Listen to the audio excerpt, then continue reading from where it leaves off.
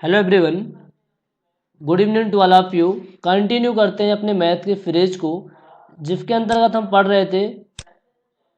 हम क्या पढ़ रहे हैं, चैप्टर में अपना बहुत अच्छे से कंप्लीट हो चुका है। चैप्टर 2 हम कंटिन्यू करते हैं। ओके, अब चैप्टर 2 अपना क्या था, सिंप्लीफिकेशन। सिंप्लीफिकेशन मैंने फ्लेवर आपको ऑलरेडी लिखवा दिया है कि किस तरीके से हमारा चैप्टर 1 चैप्टर 2 रहेगा। जो अपना व्यापम का फ्लेवर देने तरीका वो अलग है। मैंने 2015 से 2016 से 20 तक के एनालिसिस के बाद मैंने चैप्टर के नाम डिसाइड किए हैं, किस ऑर्डर में कौन से चैप्टर को रखना है। तो चैप्टर 2 में मैंने एक नाम दिया था सिंप्लीफिकेशन। सिंप्लीफिकेशन अपने आप में एक बहुत बड़ा चैप्टर होता है, बट अपने आपको पता है कि जो अपना सिलेबस है बहुत ज़्यादा ब्रॉड है। 25 मॉड्यूल बनते हैं, इनको मैंने रिड्यूस करके 15 मॉड्यूल बनाए हैं।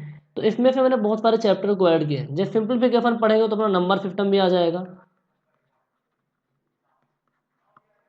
नंबर सिस्टम भी आ जाएगा। नंबर सिस्टम के बाद हम पढ़ेंगे एलसीएम, एचसीएफ, फ्रैक्शन पढ़ेंगे, फिर हम पढ़ेंगे सिंप्लीफिकेशन। तो सारे के सारे चैप्टर इसमें इंक्लूडेड हैं, और जहाँ पे क्वेश्चन आते हैं उन सारे बेसिक कॉन्सेप्ट एक बार हम अच्छे से करवाएंगे। इसके बाद जितने भी क्वेश्चन इससे पूछे गए हैं 50 मैंने कलेक्ट किए अलग अलग सिविल, इलेक्ट्रिकल, मैकेनिकल, अलग अलग ब्रांच पे। क्योंकि देखो पेपर तो एक ही होता है, कलेक्ट कर सकते हैं, उन क्वेश्चन को करने वाले हैं। तो पहला अपना है नंबर सिस्टम। नंबर सिस्टम में जो इम्पोर्टेंट टॉपिक अपना है, तो नंबर सिस्टम आप हेडिंग बनाइए, number system.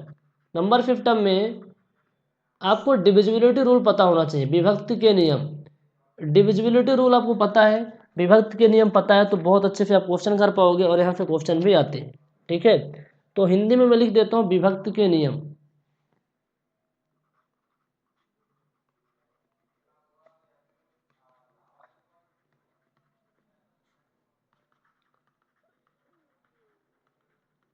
Divisibility rule, divisibility rule के बारे में आपको हम बताने वाले हैं। अब देखो, ये जो डिविजिबिलिटी रूल होता है ना, अलग अलग नंबर से, कि 2 से कौन सा डिवाइड होगा, 3 से डिवाइड होने क्या नियम है, 4 से डिवाइड होने क्या नियम है, सबके अपने अपने तरीके होते हैं। यदि हम बात करें ऐसे कौन सी संख्या जो 2 से डिवाइड होगी, हम कैसे जाने कि हमारी कौन सी संख्या 2 से डिवाइड होगी। तो मेरे प्यारे दोस्त, इसके लिए बहुत ही आसान तरीका है। यदि उस संख्या का जो इकाई अंक है, इकाई अंक, यूनिट डिजिट जिसको बोलते हैं, इकाई अंक 0 है, 2, 4, 6, 8, वो संख्या 2 से डिवाइड हो जाएगी। एग्जाम्पल, यदि आपका 7537820, यदि इसके लास्ट में 0 है, we can say that this number is divisible by 2। यह लिखा 3787, तो ये 3 से डिवाइड होगी क्या, 2 से डिवाइड होगी क्या, नहीं होगी। 2 से डिवाइड इसलिए नहीं होगी, यदि संख्या के लास्ट में 0, 2, 4, 6, 8 होता, तभी वो 2 से डिवाइड होती। तो 2 से डिवाइड करने का आसान तरीका। अच्छा, कौन 3 से डिवाइड होती है, कौन सी संख्या 3 से डिवाइड होती है। तो देखो एक एग्जाम्पल के थ्रू समझते हैं कौन सी संख्या हमारी 3 से डिवाइड होगी। हमारे पास एक संख्या दी हुई है यहाँ पास 75684। अब हमें चेक करना है कि 2 से डिवाइड होगी कि नहीं। 2 से डिवाइड हो जाएगी क्योंकि उसके लास्ट में 4 है। 3 से डिवाइड होगी कि नहीं होगी। तो जितने भी संख्या में अंक है ना, जितने भी अंक है सबको जोड़ दो, 75684।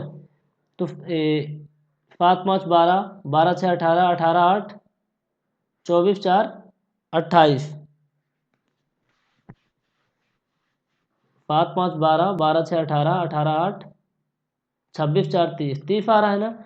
जो 30 है 3 से डिवाइड है, 3 दाम 30, 3 दाम 30। इसका मतलब क्या है कि जो 7000 यहाँ पर 75,684 जो नंबर है, ये नंबर अपना 3 से डिविजिबल है।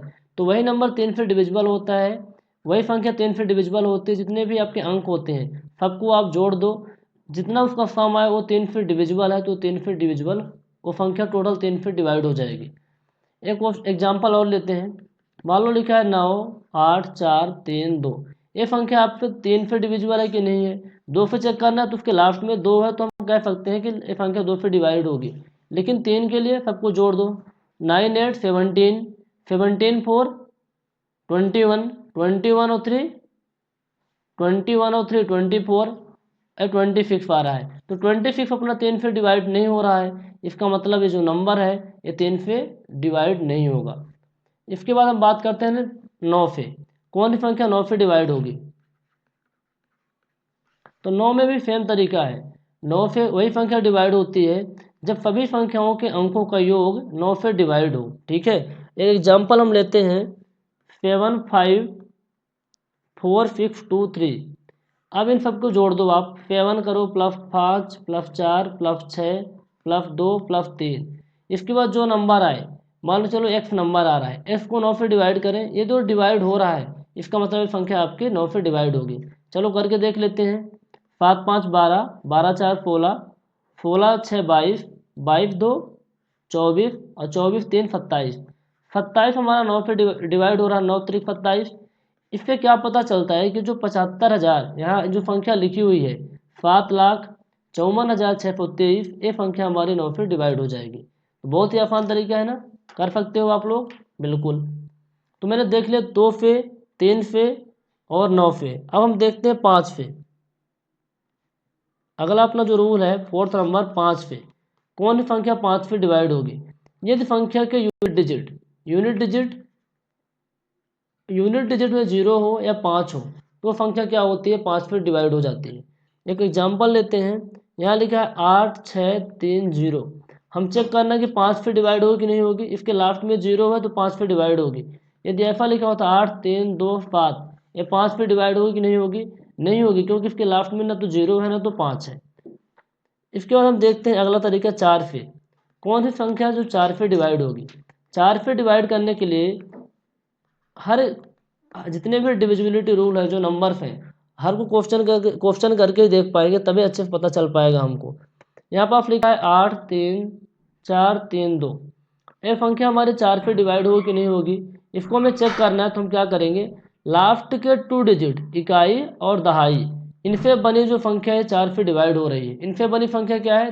32 4 से डिवाइड हो रही है।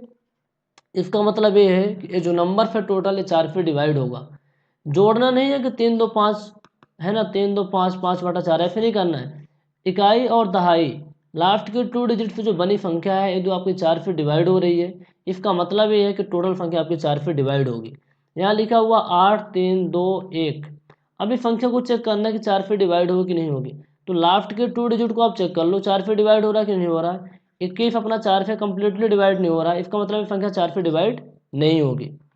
8 से विभक्ति के नियम। छठवां अपना रूल है कि कौन सी संख्या जो है 8 से डिवाइड होगी। 8 से कौन सी संख्या जो है 8 से डिवाइड होगी, इसको चेक करने के लिए एक एग्जांपल लेते हैं। 8 3 5 9 4 2, ये हमारे पास एग्जांपल है। अब हमें चेक करना है कि संख्या हमारी 8 से डिवाइड होगी कि नहीं होगी। तो इसके लिए हम क्या करते हैं कि लास्ट पे 3 डिजिट इकाई दहाई सैकड़ा, लास्ट पे 3 डिजिट पे जो बनी संख्या है ना उसको अलग कर लो। 842, इसको 8 से डिवाइड करो। यदि 8 से कम्प्लीटली डिवाइड हो रही है, इसका मतलब ये संख्या आपकी 8 से डिवाइड हो जाएगी। करके देखते हैं। 8 1 कम 8, 8 5 40, नहीं हो रहा है ना, कम्प्लीटली डिवाइड नहीं हो रहा है, इसका मतलब ये संख्या 8 से डिवाइड नहीं होगी। ठीक है, चलो एक एग्जाम्पल और लिख के देखो। 7 6 9 5 4 1 6, ये संख्या हमारी 8 से डिवाइड होगी कि नहीं होगी। तो इसके लिए हम क्या करते हैं, लास्ट पे जो हमारे 3 डिजिट है ना इसको लिख लेते हैं 4 पर 16, इसको हम 8 से डिवाइड करते हैं। 8 से डिवाइड करते हैं और चेक करते हैं कि 8 से डिवाइड होगी कि नहीं होगी। 8 5 40, 8 2 16, यानी ये कम्प्लीटली डिवाइड हो रही है। लास्ट के 3 डिजिट इकाई दहाई सैकड़ा, ठीक है, 1 10 100, यहाँ से जो बनी संख्या है यदि 8 से डिवाइड हो रही है, इसका मतलब संख्या अपनी 8 से डिवाइड होगी। 4 में क्या करते हैं, लास्ट के 2 डिजिट से बनी संख्या। 8 में लास्ट के 3 डिजिट से बनी संख्या। ठीक है, अब अगला अपना रूल है फातिमा रूल है 11 से। कौन सी संख्या 11 से डिवाइड होगी। तो इसके लिए मैं आपको एक क्वेश्चन लिखूंगा और इसको बहुत अच्छे से एक्सप्लेन करूंगा, तभी जाके समझ में आने वाला है। अपना 801645 इसको हमें चेक करना है कि 11 से डिवाइड होगी कि नहीं होगी। तो हम क्या करेंगे, हम क्या करते हैं कि जो हमारा इधर से यूनिट डिजिट है, यूनिट डिजिट से हम लेफ्ट साइड में चलते हैं, इकाई से बाएं तरफ चलते हैं, यूनिट डिजिट से बाएं तरफ चलते हैं, सम स्थानों के अंकों का योग और विषम स्थानों के अंकों का योग निकालते हैं।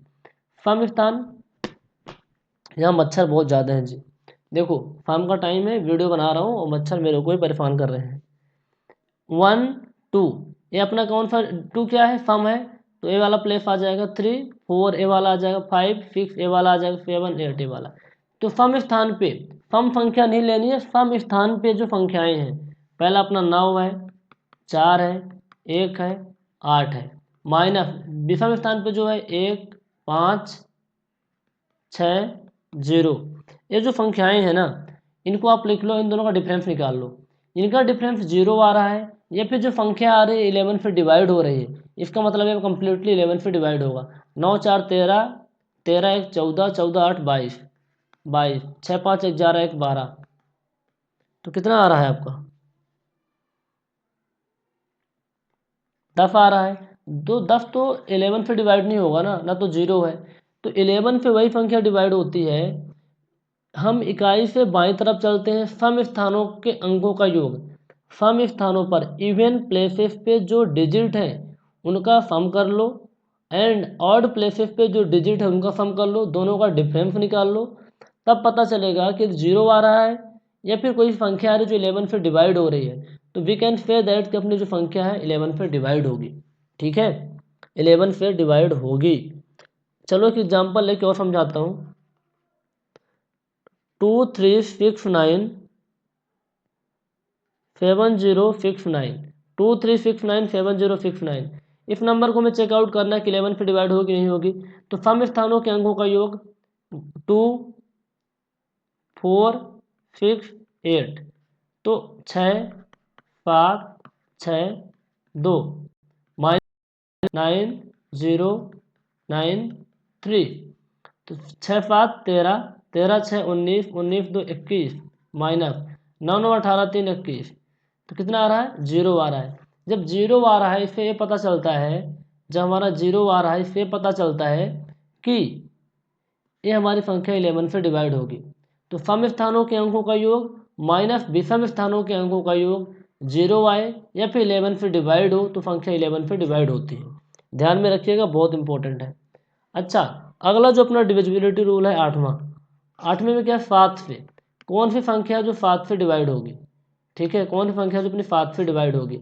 तो हम क्या करते हैं, एक एग्जांपल लेते हैं 8 8 2।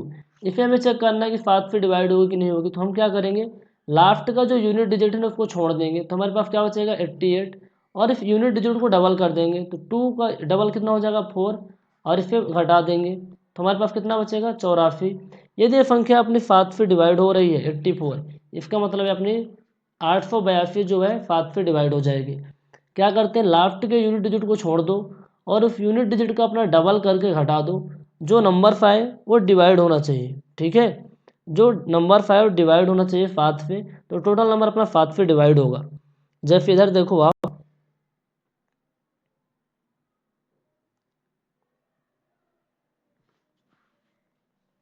अपना कितना आ रहा है 84 आ रहा है ना, 7 से डिवाइड करो, 12 फते 84, इसका मतलब 882 7 से डिवाइड होगा। 9 9 8 लिखा हुआ है।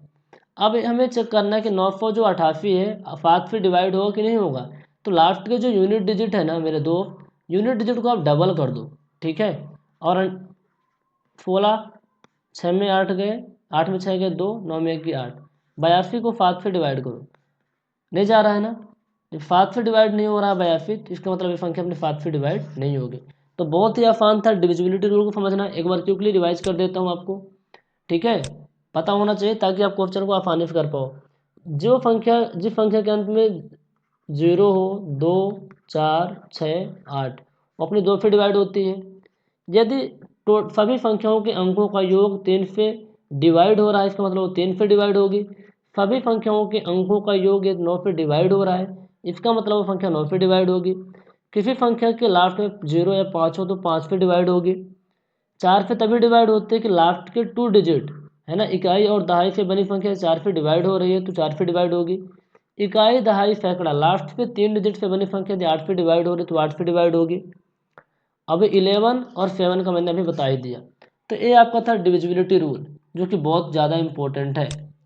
ठीक है, जो कि बहुत ज़्यादा इम्पोर्टेंट है क्योंकि एग्जाम में यहाँ पे क्वेश्चन आते हैं। इसके बाद हम क्या बताएं, इवन नंबर क्या होती है, ऑड नंबर क्या होती है, सबको पता है। ऐसी संख्या जो 2 से डिवाइड हो जाए इवन, जो 2 से डिवाइड ना हो ऑड, प्राइम नंबर किसे कहते हैं? ऐसी संख्याएं जिसमें केवल दो फैक्टर हो। कितने फैक्टर हो? दो फैक्टर। दो फैक्टर का मतलब वो खुद से डिवाइड हो रही हो और एक से डिवाइड हो रही है। फिर 3, 2, 5, 7 है ना, 11, 9 नहीं होगा क्योंकि 9 के 3 फैक्टर है। 3 से डिवाइड होगा, 9 से डिवाइड होगा, 1 से डिवाइड होगा, तो 9 अपना प्राइम नंबर नहीं है। फिर 2 1 से डिवाइड होगा कि 2 से, 3 1 से डिवाइड होगा 3, 5 1 से डिवाइड होगा 5 से, तो प्राइम नंबर में आती है। तो ये सब तो पता ही है आपको, ये सब बताने की जरूरत नहीं है। कुछ बहुत इंपॉर्टेंट फार्मूले हैं उस पर हम बात करने वाले हैं। देखो